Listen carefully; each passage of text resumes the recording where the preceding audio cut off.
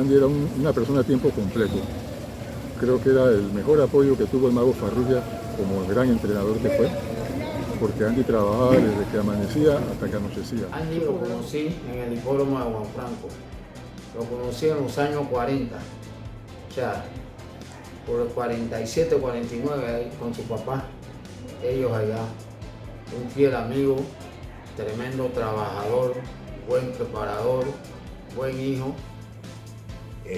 Una persona muy comprensiva, muy humilde, tenía mucha carisma, mucha gente lo conocía y además de eso tenía unas cualidades excelentes. Andy y yo compartimos con el Mago desde el año profesionalmente, yo por lo menos profesionalmente del año 80 hasta su fallecimiento. Recuerdo yo que en el año 80 me gradué yo de veterinario y pues me encargué yo de los caballos de la cuadra del Mago. Y Andy era el asistente del Mago, era la mano derecha y yo era la mano izquierda.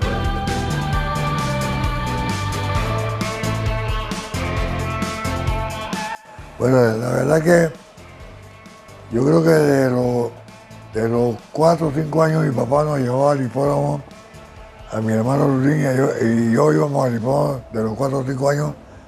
De eso hay fotografía y, o sea, esta era una rutina desde niño y por eso es que yo tengo tantos buenos recuerdos del hipódromo Juan Franco. ¿En qué momento te diste cuenta de que tu futuro, tu vida iba a estar vinculada a hípica? Bueno, cuando yo estaba ahí, el viejo nos mandó a buenos colegios.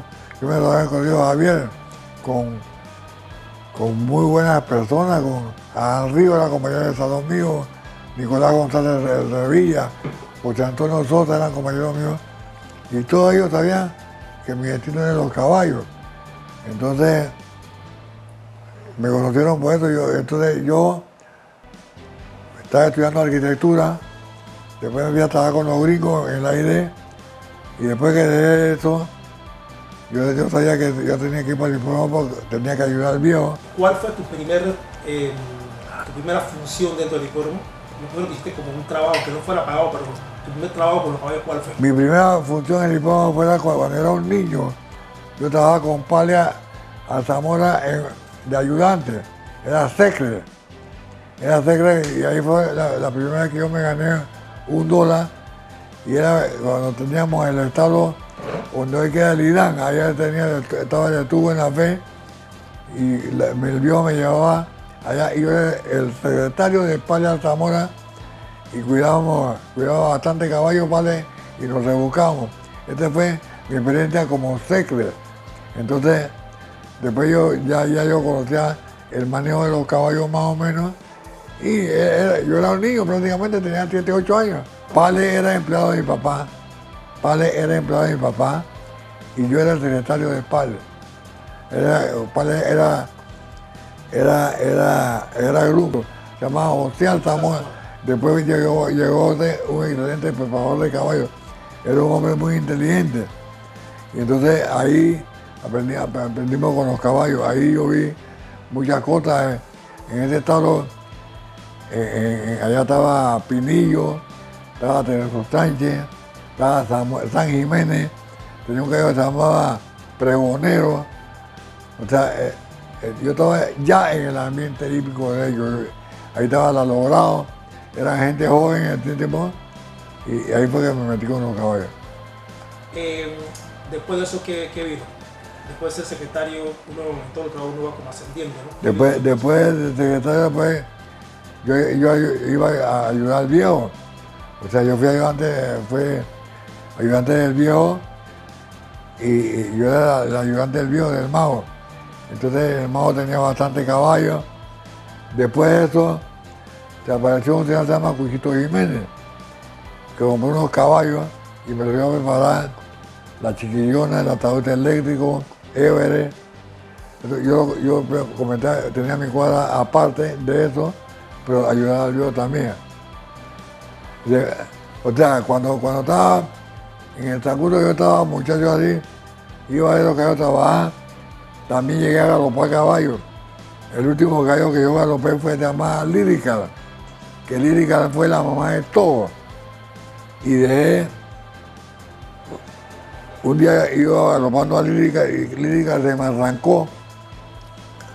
Y se me arrancó y se salió de la pista y fui para donde hoy día quedan la clínica veterinaria y había una peña ahí y me caí y quedé como a media pulgada de la peña y dije que no galopaba un caballo más. Yo fui galopador. Mucha gente que ha estado en la hípica siempre tiene aspiración de ser jinete. Sí, ¿Pensaste en algún jinete? El sueño mío era ser jockey. Yo galopaba bastante bien, movía los caballos, moví varios caballos en pelo, una vez en silla, tenía mi pony, que lo galopaba, y mi ilusión era ser jockey como todos los muchachos, pero no salía para jockey. Entonces después me puse ayudante del viejo. Cuando después de ese accidente ya no galopé más nunca un caballo. Por supuesto que veníamos al hipódromo con nuestros padres cuando teníamos 5, 6, 7 años. Estuvimos aquí cuando se inauguró el hipódromo Presidente Remón.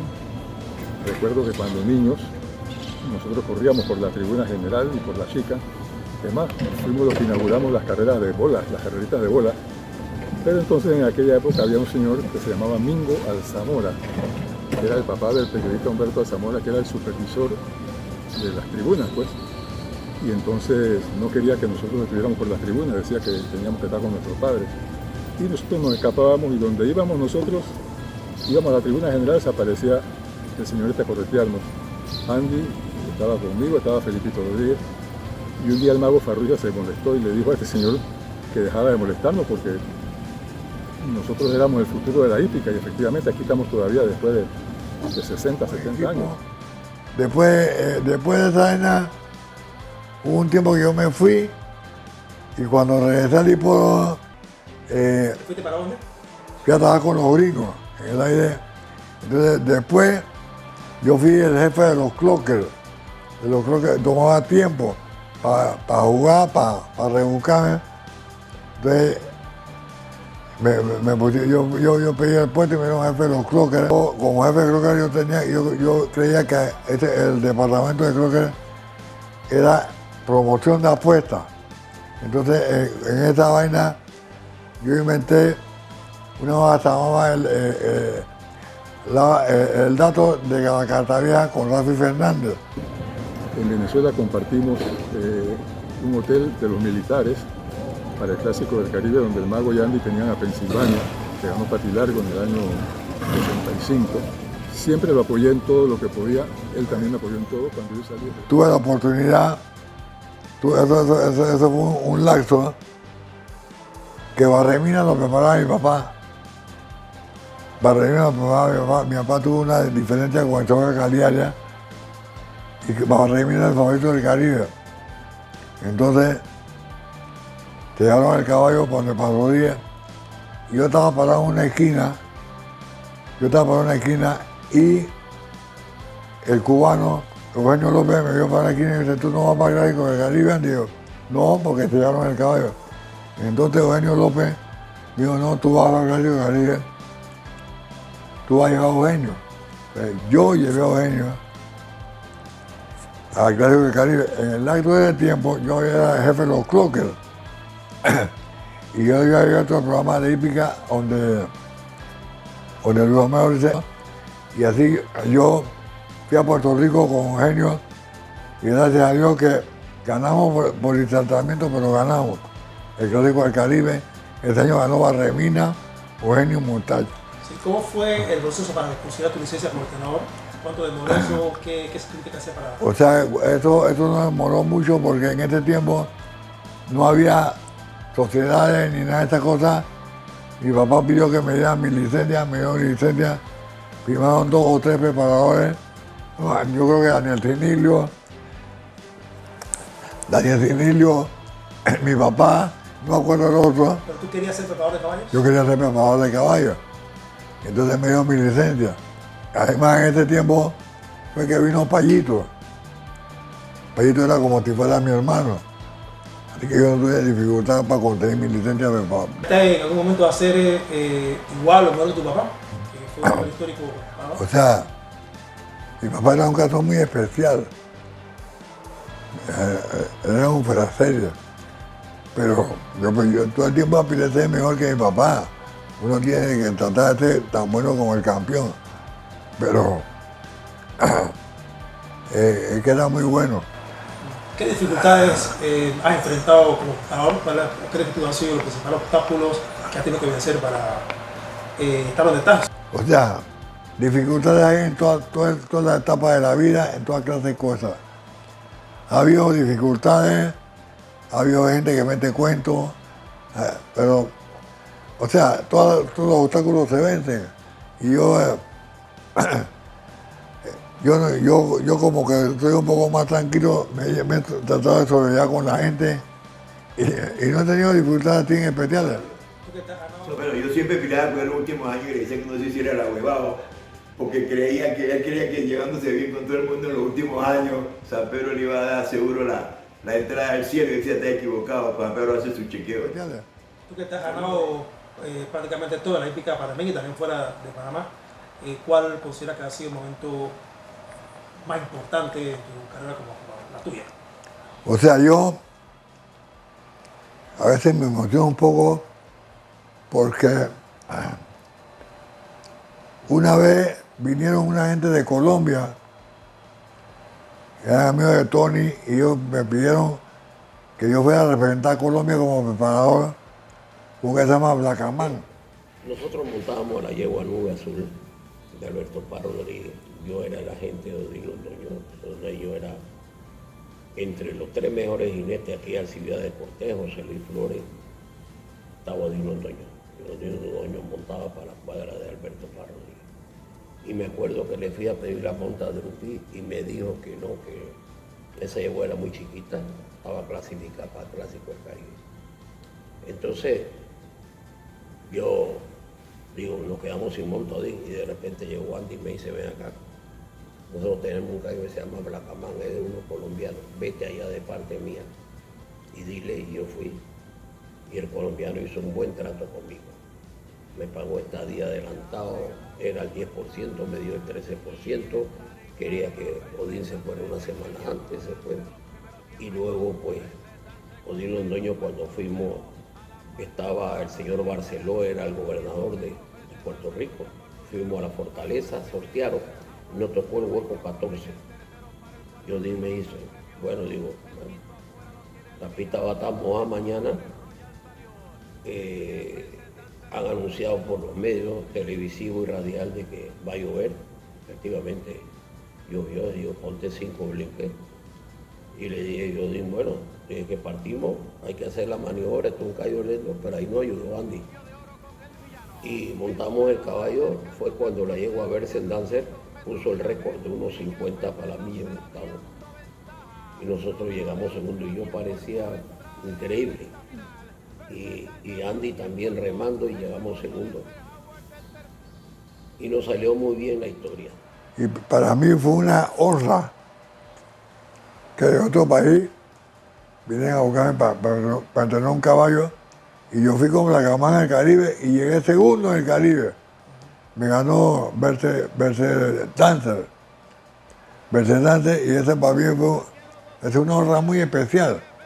O sea, porque un tipo que ha competido en todos lados y para que haya representado a otro país es una cosa muy grande. Y esto para mí fue una cosa bien especial. O sea, nosotros nos hemos ganado, cuando digo nosotros, los Farrugia, nos hemos ganado todas las carreras. Clásico de Universidad varias veces, Clásico Presidente bastantes veces. No hemos podido ganar el Caribe, hemos llegado segundo a cabeza con el caballo Espaviento. Hemos ganado con Fraternidad 2 veces. He competido en Venezuela, Dominicana, México, Estados Unidos. He andado. ¿Quién era Andy? En realidad, Andy fue una figura muy grande aquí. Ayudó mucho al papá, cogió la rienda del papá cuando tuvo su problema el papá.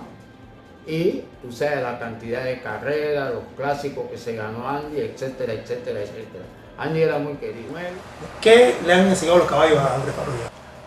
Bueno, los caballos me han enseñado, primero que todo, los caballos son una cosa, o sea, ¿cómo te diría? Son una cosa especial. Si tú lo atiendes bien, si tú lo cuidas bien, él te va a producir muchas ganancias y muchas satisfacciones. Andy, gracias a Dios, venía acá y eso es una de las cosas que me hace falta hoy en día. Venía todos los días como a las 10:30, 11 de la mañana en su carrito y se sentaba aquí a conversar. Pero él no trabajaba ya desde hace muchos tiempos no trabajaba con los caballos. Pero siempre venía aquí a conversar conmigo, digo, somos hermanos y siempre... De ganar. Pero cuando ganas te sientes como un rey. ¿Cómo es? Y cuando has perdido un evento importante, ¿cuál ha sido a tu juicio tu derrota más triste? No, ¿Cuál ha sido un momento triste? han sido muchas, han sido más que ganancias, muchas. Decepciones muy grandes. ¿Como cuál ha sido la que más que más recuerda o la que más recuerda? No, yo la que más recuerdo de una pérdida fue que mi papá trajo un caballo que se llama Esplendor, que era el segundo caballo de Chile. Y entonces ese caballo cuando se trajo de Chile, él vio los trajos de Chile y lo corrió, lo tanteó, porque en ese tiempo no había tanta documentación y el caballo dio sexto. Entonces en la siguiente carrera le puso al presidente que había en el hipódromo, se llama Epaminondas Dacocho, que era un muy buen amigo mío y muy buena gente. Y Esplendor ganó como por 100 largos. Entonces, la siguiente vez que fue a correr Esplendor, la tercera vez que fue a correr, era favoritato del clásico Guardia Nacional. Y Esplendor venía ganando como por 20 largos y se quebró. Entonces el viejo tuvo que matarlo. En el tiempo lo mataron con un revólver, yo me acuerdo. Ese me dolió, pero han habido tantas cosas, ¿A qué atribuyes tu éxito? ¿Cuál ha sido el secreto del éxito? ¿Qué rutina, qué cosas ha hecho Andrés Farrugia O sea, para triunfar? cuando tú estás en este negocio, tú tienes que ser perseverante. Pararte temprano, trabajar como un loco y tener calma y buen respaldo. O sea, nosotros hemos tenido grandes patrones. He tenido por lo menos el señor Tahuachi, ha habido mucho, el señor Tahuachi, los Eletas, mucha gente nos ha apoyado, ya sea por nuestro conocimiento, por nuestro éxito, y hay que agradecerle a ellos, hay que tener un buen respaldo. Bueno, Andy era tremendamente trabajador, inquieto. Yo pienso que fue una buena combinación realmente. El mago siempre fue la cabeza de la operación. Andy era digamos que el motor y quien hablaba, quien conversaba con la gente, era muy amigable, amistoso, muchos amigos. Y yo era el profesional, el hombre de la ciencia, básicamente. Entonces pudimos compartir o entremezclar la ciencia con lo empírico. El apellido Farrugia es un apellido pesado no solamente en la hípica, a nivel del país. ¿Qué significa para usted cargar ese apellido? Bueno, tú lo has dicho, un apellido pesado es una gran responsabilidad, porque los Farrugia todo el tiempo se han conocido como gente muy trabajadora y honesta. Sí, volviendo al tema del apellido de la familia, estar en la hípica también implica dedicarle demasiado tiempo ahí al hipódromo, estar todo ahí todos los días temprano ahí. ¿Cómo tuviste manejar eso? Esta es una dificultad más grande. La mujer, la familia añoran que uno todo el día te pasa en el hipódromo, prácticamente todo el día. Entonces eso te trae dificultades en las casas y es un poco difícil esta vida. Es una vida jodida. Pero el que está metido en este negocio tiene que aguantar. ¿No te arrepientes de nada de lo que ha hecho hípicamente hablando? No, yo no me arrepiento de nada. Al contrario, estoy contento. Yo he disfrutado la hípica bastante. Muy buenos triunfos. He gozado bastante. ¿Qué diferencias ves, diferencias fundamentales entre Juan Franco el hipódromo actual? En Juan Franco había diversidad de gente de todas partes del mundo, había franceses, españoles, cubanos, y la gente era muy unida, la gente era muy hípica, la gente gozaba, nosotros teníamos unos goces muy especiales, o sea, y hay gente que no sabe esto. En Juan Franco habían 3 hipódromos en uno, y yo, literal, ahí te han instalado que habían 3 pools, pool grande, pool chico y pool de Colón. Tú podías apostar en cualquiera de esos pools y los dividendos eran diferentes. Y encima de esta vaina, afuera del hipódromo, habían 5 ampleteros. Tú ponías un real y te daban 3 por 1. O sea, había diversidad de comida. Entonces la gente, oiga, también te sé decir que además habían 2 juegos, la lotería y los caballos. Ahora hay 1000 juegos. Y los gallos de pelea, que la gente todavía antiguo gallero. Pero ahora hay demasiados juegos, entonces la tabla se ha diversificado. Pero inclusive en el hipódromo nuevo, cuando comenzó, la gente venía, se le daba mucha facilidad a la gente, los buses de entrada, había entusiasmo, había parking, había muchas cosas que se le quitaron al privatizarse, para privatizarse. Los puertorriqueños que cogieron el hipódromo le quitaron la idiosincrasia al panameño, de lo que es la hípica de Panamá. Entonces, esa zona, aquí nosotros por lo menos hubo un tiempo que hicimos una jugada que eso mi hermano con Payito se llamaba La Polla. Y la polla se vendía los viernes. La polla se vendía los viernes y tú vendías $200,000 en polla tranquilamente los viernes, y los sábados venía la gente de la primera carrera a jugar su polla y a jugar la primera dupleta, que jugaban $40,000. Y la gente tenía seguimiento de la polla, cosa que se puede implementar hoy día, porque aquí en Panamá te juega la polla clandestina. Pero ¿a quién tú le dices que haga eso? ¿A quién te dice para que oiga? Los 3 mejores caballos que has visto en toda tu vida hípica. O sea, yo pienso. Dime los 3 mejores que has tenido, que tú crees que has entrenado, y los 3 mejores que has visto, que no han sido tú, pero crees que son caballos excepcionales. Bueno, yo te voy a decir la verdad, Charlie era un caballo extraordinario.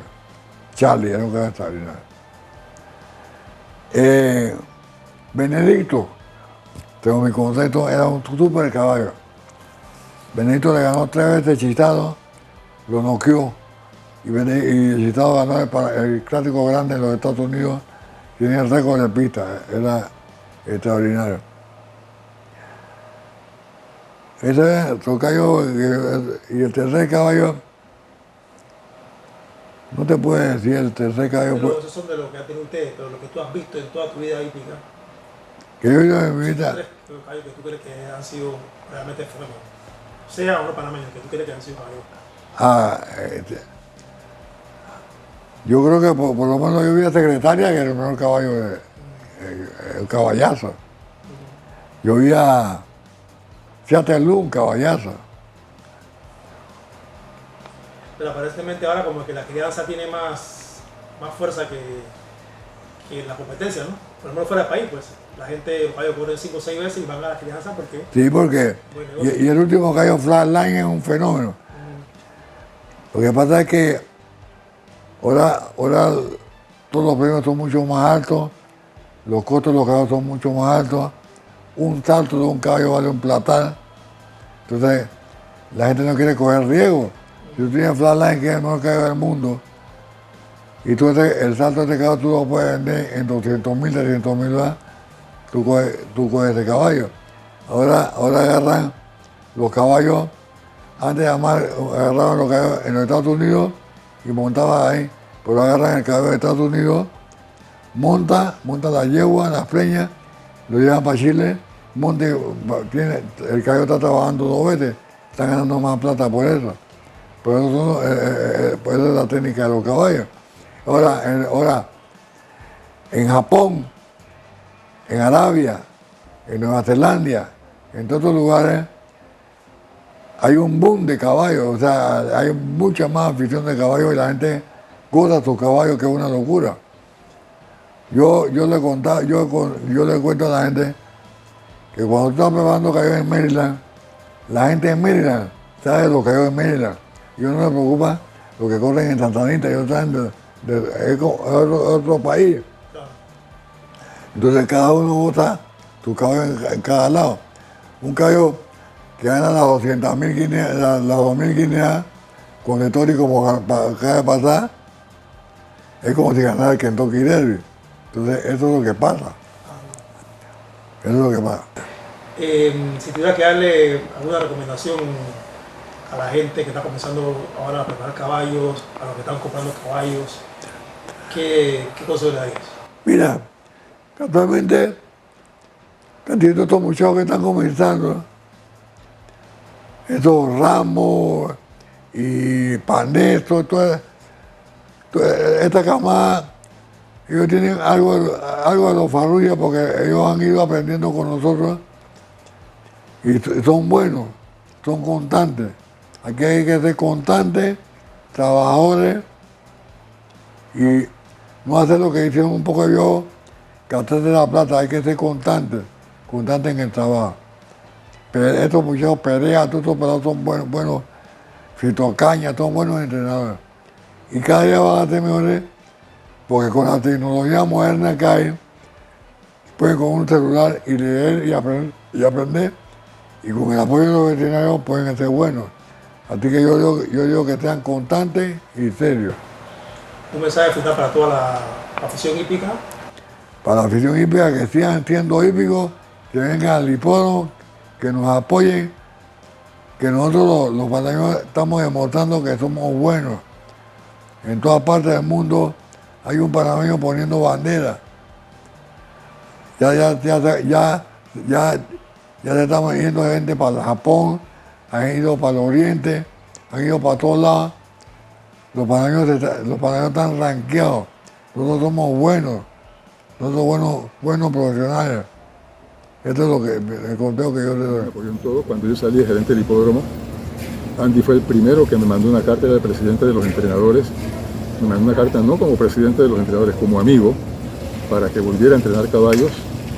Eso me motivó mucho. Yo tenía ya varios dueños que querían volver con caballos conmigo, pero Andy fue el primero que me mandó una nota muy bonita, por cierto, que se lo agradecí toda la vida. Y bueno, aquí estoy. A los 2 años después me gané el Clásico del Caribe en Puerto Rico con Cafayeste. Pero Andy era una persona a tiempo completo. Creo que era el mejor apoyo que tuvo el Mago Farrugia como gran entrenador que fue, porque Andy trabajaba desde que amanecía hasta que anochecía. Realmente era buen hermano, muy trabajador, persistente, venía todos los días a las 5 de la mañana y hasta que se rompiera el cuero. Así que yo creo que era buen hermano y trabajador y responsable. Eso. Un día yo le pedí algo, él tenía $10 y yo no estaba limpio y partió $10 y me dio 5. Digo, había una hermandad. En la mesa que yo me siento en el hipódromo siempre hay un puesto vacío, ese es el de Andy Farrugia.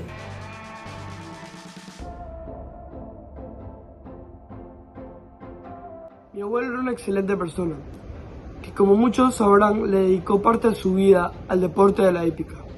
No hubo una sola vez que le preguntara a mi abuelo, abuelo, ¿cómo ves la carrera? Él me respondiera su favorito, el segundo y el tercero. Luego, al finalizar la carrera, era exactamente como lo había predicho. Algo que recuerdo de mi abuelo es su intacta memoria. Cada vez que nos hablaba, a mí y a mis hermanas, él nos mencionaba historias perfectamente, a detalle, cómo, dónde y cuándo había pasado, el año exacto y quiénes estaban en la historia. Me acuerdo cómo le gustaba mucho ir al cine, y me acuerdo cuando nos contaba que iba en el tren de Colón los viernes por la tarde y regresaba los sábados de la mañana. Él era una persona extraordinaria, con un gran corazón. La verdad es que tengo muchas cosas bonitas que decir de mi abuelo. Todo aquel que lo conoció sabe la increíble persona que era. La verdad es que el mundo de él pues se basaba en la hípica y estoy muy agradecida que eso fue parte de lo que pues nos dejó a nosotros, sus nietos y su familia. No mucha gente hoy en día tiene la misma pasión que él tenía por lo que hacía y la verdad es que estoy muy agradecida de que nosotros tuvimos la oportunidad de entrar un poco en ese mundo y de conocer lo que es la hípica en Panamá. Pues además de ser un gran hípico, mi abuelo, como ya dije, era una increíble persona y estoy más que agradecida por haber podido acompañarlo en sus últimos meses.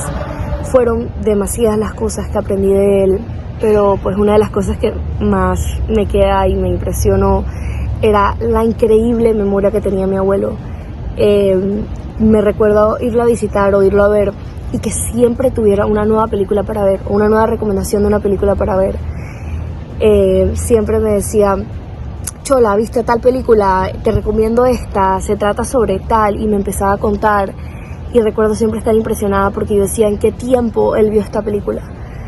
Pero siempre hablábamos sobre películas y en verdad era súper impresionante, y pues me contaba sus historias de cuando era niño, me contaba historias sobre mi papá de cuando era niño, lo cual me encantaba. Y sí, la verdad, de nuevo, fue increíble para mí poder acompañarlo estos últimos meses, y la verdad es que me va a hacer falta mi abuelo, pero pues lo que me dejó se va a quedar conmigo siempre. Mi abuelo Andy era una persona increíblemente única, increíblemente especial. Cada vez que lo recuerdo, cada vez que recuerdo mis vivencias con él, mis momentos con él, siempre son con una sonrisa en la cara. Siempre son momentos de alegría, momentos de risa, momentos en los que no nos tomamos nada en serio y simple y sencillamente me hablaba de su vida, me hablaba de las cosas que aprendió a lo largo de su vida, no solamente de la hípica, sino de la vida. Una de las memorias más importantes que tengo con él, o más especiales, que mantengo muy cerca de mi corazón, fue una vez que íbamos a ir a comer, mi papá, mi abuelo y yo. Mi papá estaba muy ocupado, como siempre, y bueno, llegó un poco tarde a la cena, pero eso me permitió a mí quedarme como 1 hora y media, 2 horas con mi abuelo. Nunca me había pasado, nunca me había quedado sola con él a hablar de la vida, que me comentara de su juventud, de las cosas que aprendió cuando tenía mi edad, cuando tenía la edad de mi papá. Más que todo, me comentó que hay que ver la vida con mucha ligereza, con un grano de sarcasmo, como él veía así todo en su vida, que no había que tomarse las cosas tan en serio, que a pesar de que las cosas son importantes y a pesar de que las cosas, todas las cosas requieren seriedad, todo tiene su grado de importancia, seguimos toda la vida preocupándonos por las cosas que dirán los demás, o preocupándonos por las limitaciones que nos pone la vida, nunca jamás vamos a avanzar.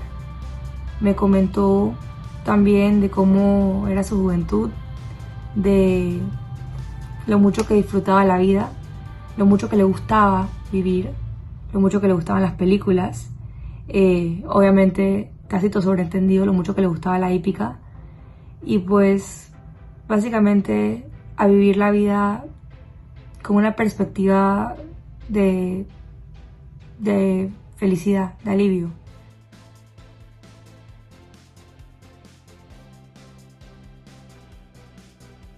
Debemos bajar la coima, porque en todas partes del mundo la coima es más barata que para nada.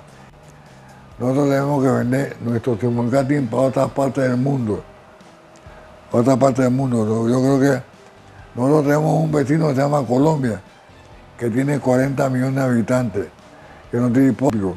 Nosotros tenemos Costa Rica, que son hípicos, Guatemala, Venezuela, ya no tiene tanto hípico, nosotros podemos vender allá.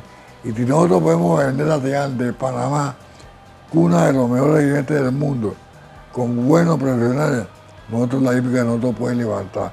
Nosotros debemos integrar los callos cuartemilla que hay en Panamá. En Panamá hay un Tubú de cuartemilla que tiene más de 5.000 caballos y la gente es hípica. A mí me correspondió ir una vez con Moisés Cortizo a la sede de cuartemilla a invitarlos a que vinieran a correr cuartemilla una idea que yo tenía de correr una carrera de 100.000 horas de cuarto de milla en diciembre, que en todos los meses íbamos a seleccionar un representante de cada provincia, y eso iba a traer gente para, y todo ello allá, esa reunión fue donde hoy queda la Feria de Azuero, todos estuvieron de acuerdo, no querían estar establecidos aquí. Me parece que esas son cosas que pudieran ayudar. Y yo creo que las sociedades se deben juntar y no tanta pelea intestina para mejorar la hípica. Aquí hay mucha gente hípica que van a los Estados Unidos a la carrera y no vienen a Panamá, porque hay mucho revolú. Y nosotros debemos traer todas esas familias que están, porque están ido miles de personas que eran súper hípicos, que son súper hípicos al hipódromo.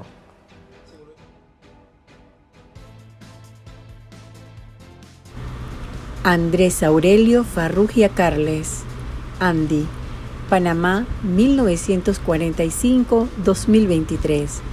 Dedicó toda su vida a la hípica y 50 años a entrenar caballos de carreras. Lo ganó todo e hizo de todo. De la mano de su padre, el Mago Farrugia, llegó muy pequeño al hipódromo y no se fue nunca. Fue ayudante de establos, galopador, asistente de entrenador, jefe de los cronometradores, vendió la polla, habló sobre hípica en la radio, importó y fue criador de caballos. Presidió la Unión de Preparadores y mucho más. Como entrenador fue de los grandes, compitió en más de 10.000 carreras y ganó 2.365. Bajo sus cuidados se pueden mencionar a los inolvidables Benedicto, Sherry Picado, Caterina, Pensilvania, Royal and Smart, Spaviento, Run for Riva, Atlante, Charlie y el Catedrático. Brilló en 147 clásicos, incluido 7 veces el presidente de la República. Además, ganó 2 veces la Copa Confraternidad del Caribe y en Panamá se impuso en la mayoría de los clásicos que componen el calendario oficial. Actuó también en Puerto Rico, Venezuela y Estados Unidos. Fruto de su trabajo y el del Grupo Farrugia, produjo cerca de $9 millones y se ganó el respeto de todos hasta ser incluido como miembro del Salón de la Fama, en donde Andy Farrugia fue inmortalizado desde el 2010. Mira, la carrera va a ser un espectáculo muy bonito, o sea, compiten los mejores ejemplares de este hipódromo, caballos con experiencia. El caballo Catedrático es un caballo que está bien, Spaviento está bien. Yo creo que va a ser una carrera que los dos caballos de acá en la cuadra la van a pelear. Catedrático y Spaviento, Catedrático defiende la punta de Spaviento, a lo largo queda corriendo Francesco, el cuarto Mr. Quiere, tienen a los 500, Catedrático por dentro afuera Spaviento, en el tercer puesto Mr. Quiere con Big Hammer, 400 metros el Catedrático, defiende la punta de Spaviento, el Catedrático y Spaviento, en el tercer puesto Big Hammer con Mr. Quiere, en los 250 el Catedrático por dentro, se defiende bien de Spaviento, el Catedrático adelante, Spaviento segundo, en los 200 metros el Catedrático categóricamente imponiendo condiciones, trae la buena segunda Spaviento, tercero Big Hammer, el Catedrático, el nuevo crack, gana el Catedrático, segundo Spaviento, Big Hammer tercero.